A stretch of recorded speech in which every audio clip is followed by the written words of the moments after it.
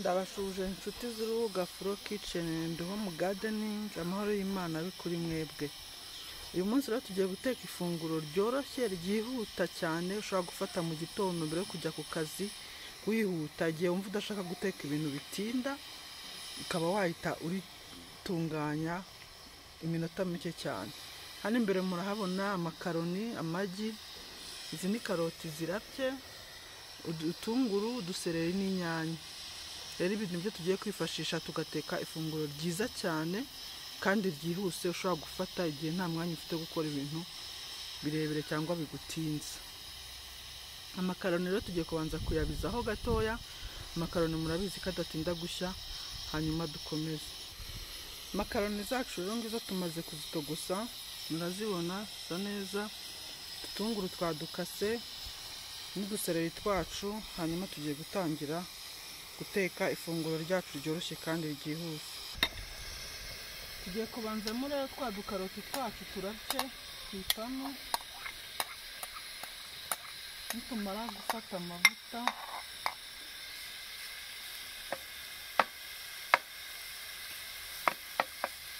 bashyiramo n'ibindi. Dushyiramo igitunguru cyacu, udusereri twabishyizemo.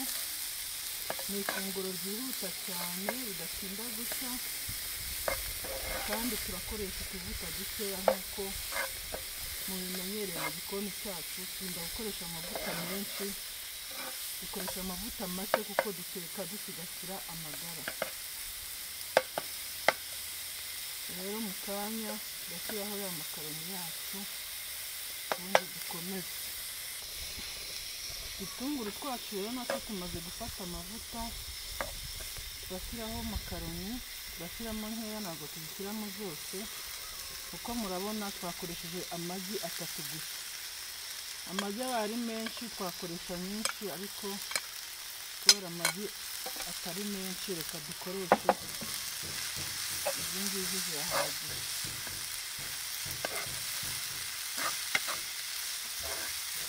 Turavanga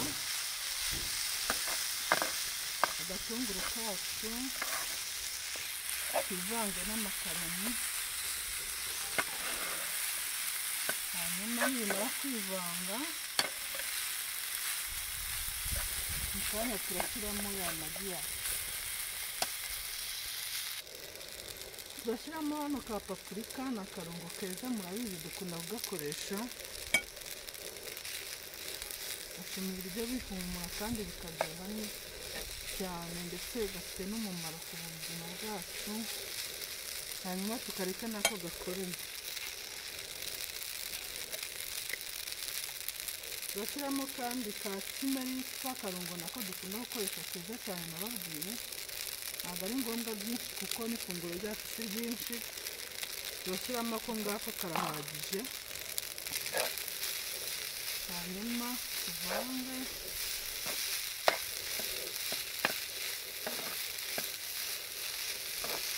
Murabona ko twakoresheje amavuta make cyane, nta mpamvu y'amavuta menshi. Murabona ku ipanu rwose nta mavuta ariho, nta mpamvu y'amavuta menshi.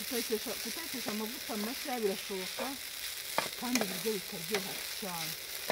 Rero abantu mukunda gutekesha amavuta menshi, nta cyiza cyayo, mubigabanye rwose, ntabwo ari byiza.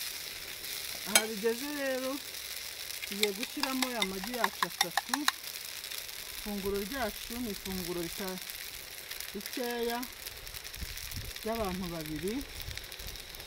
Ubwo nyine bitewe n'abo utekera ushobora kubyongera, ugakoresha amagi menshi, ukongera n'amakaroni. Ariko hano tekeye abantu 2, ntabwo twakoresheje amagi 3 yahagije. Rero tugiye guhindura nk'uhindura umureti, mu kanya ifunguro ryacu riraba ribonetse. Hano ifunguro ryacu rimeze neza, rishya. Ushaka kugenda ugira gutya kugira ngo hasi bidashirira, kuko hakundi duteka umureti nyine. Mu kanya turabihindura hasi hamaze gushya kugira ngo no hejuru hashye. Ifunguro ryacu rero tugiye kurihindura mu kanya duhindukize uruhande rujya hasi, murabona twashyizeho inyanya. Utu ngutu ni udutungurusumu, njyewe mbishyiramo nyuma kuko inyanya murabizi wanazirya ari mbisi kuri salade, niyo mpamvu inyanya zidahiye mu ifunguro nta na kimwe biba bitwaye, ahubwo iyo zihishije cyane nibwo ubirya uvangiye. rero niyo mpamvu zishyiraho nyuma gutya zikaza gukubitwa n'umuriro, ariko ntizishye cyane, mbese ukazirya nk'aho wazirya kuri salade. Ifunguro ryacu ni uku riteye. Mu kanya rero turahindukiza kugira ngo n'uruhande rwo hejuru rubashe gushya. Inyanya zacu rero nazo ziri kugenda zifata agashyuhe, utungurusumu twacu natwo turadutsindagiranamo gutya kuko tungurusumu ni nziza cyane, nta mpamvu rero yo kuzishyira mu mavuta ngo uzangize. Biba byiza zishyize mu biryo nyuma, mu by'ukuri nibwo uburiye ifunguro rifite intungamubiri, kandi murabizi ko igikoni cyacu kigamije guteka kubaka n'amagara mazima. Rero biba byiza ibintu bifite intungamubiri nk'uku nguku utabishyize cyane mu mavuta ngo byangirike. Niyo mpamvu buriya igitunguru nacyo naragishyizemo nyuma, ntabwo nyobewe ko nagishyiramo mbere, ariko mu rwego rwo kurya ibiryo bifite intungamubiri biba byiza iyo utabitwitse mu mavuta rwose kugira ngo urye ifunguro rifatika.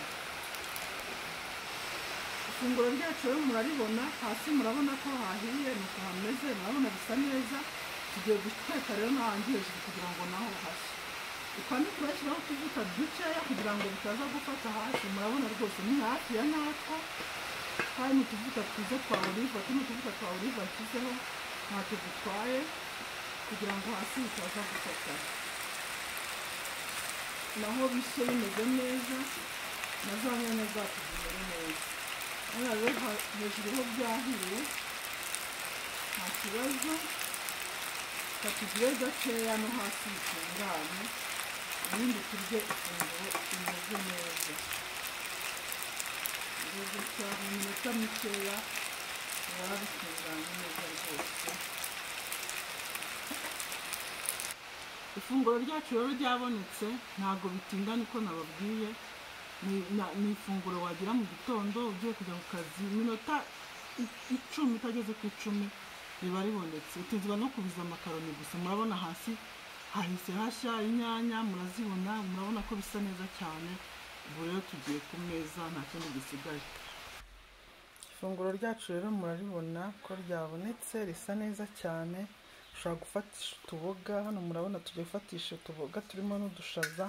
Ushobora gushyiraho ikindi bitewe n'icyo ukunda, ukaba uriye neza mu by'ukuri ibiryo byujuje intungamubiri.